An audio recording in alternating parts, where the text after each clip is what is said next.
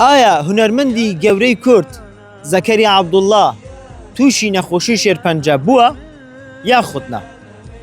دوابەدوای بڵاوبوونەوەی چەند دەنگۆیەک لەسەر تەندروستی هونەرمەندی گەورەی کورد زەکەریا عەبدوڵڵا دلەڕاوکەی خستە ناودڵی هەوادار و خەڵکی هەرێمی کوردستان کە گوایە هونەرمەند زەکەریا عەبدوڵڵا تووشی نەخۆشی شێرپەنجە بووە.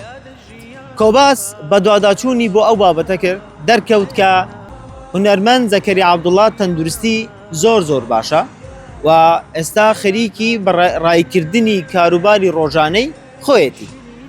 سەرچاوەیەک لە بنەماڵەی هونەرمەند زەکەریا عەبدوڵڵا ڕایگەیان کە ئەو دەنگەوانەی لەسەر تەندروستی زەکەریا عەبدوڵڵا بڵاو بوونەتەوە سەرجەمیان ناڕاستن و تەندروستی زۆر باشە.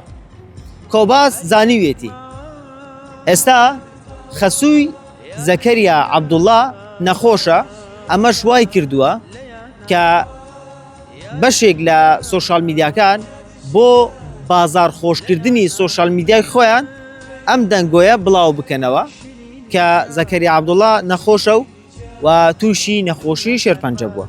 بۆیە دڵنیابن لەوەی کە زەکەریا عەبدوڵڵا ئێستا تەندروستی زۆر باشە و خەریکی کاروباری ڕۆژانەی خۆیەتی کە کاری بزنسە.